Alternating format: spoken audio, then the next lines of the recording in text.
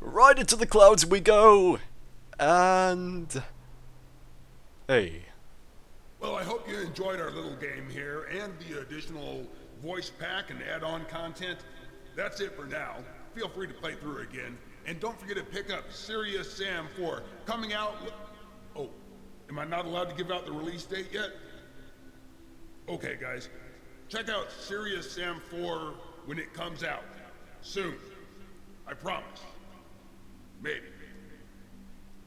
Anyway, have fun. Also, I like how when you reach this particular ending, you have a more modified, updated computer instead of the old terminals. And this might look extremely reminiscent compared to, well, the Eternalization ending. This is the Transcendence ending, I believe, but believe me, it is much better. And I think it would be much better if I were to stay silent during this phase. Slash transcend. Let's go.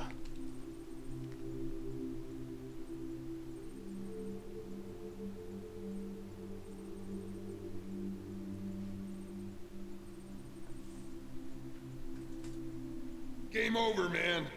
Game over. Now get out of my sight, you damn crazy monkey. You earned your banana.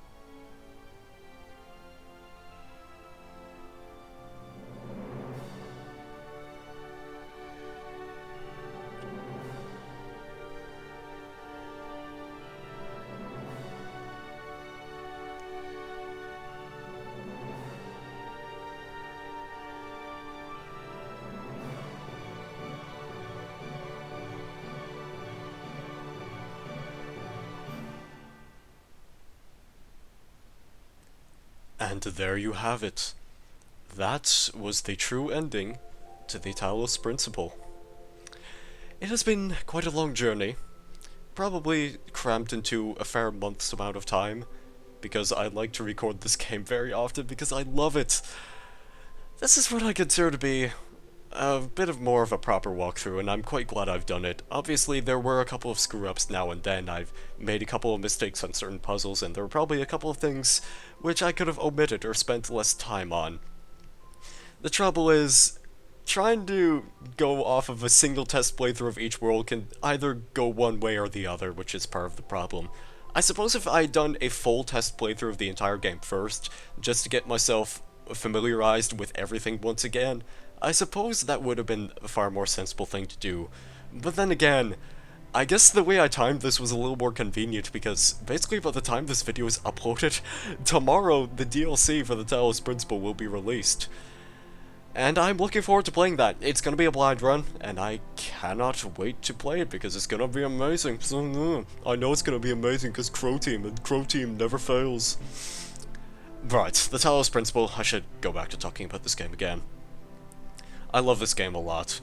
Like, this is probably the last thing I would have expected Crow Team to ever release. Obviously, they're more well known for making Serious Sam, but when you allow them to make a game that's different, allow them to give them just a bit more creativity in the room that they're already enclosed in. Like, part of the problem with a lot of big name development games, I feel, is that there's lack of creativity and there's a lot more focus on marketing.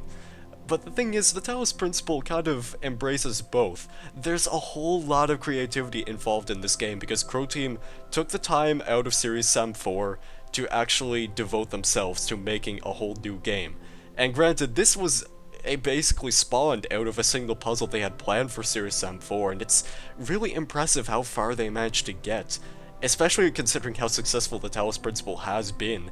I mean, it's won so many awards, and you can sort of see why. It's a fairly simple game at heart with what it tries to introduce and how you interact with certain puzzles, but I don't really feel as though it ever gets boring or monotonous. All the puzzles are very creative and basically flawless. They were tested out very well. And, excuse me, I burped right there. That was rather rude of me, wasn't it? Overall, I love the structure of this game. It's just, the puzzles are very well designed. They don't really get boring for me, as I said. They're far from monotonous. I can't stop gushing over it. The music is fairly good. Damian Ravunitz, thank you very much for composing the music of this game. I really support your work if you are watching this video, and I would like to see you do your best in the Serious Sam 4, because I know you will.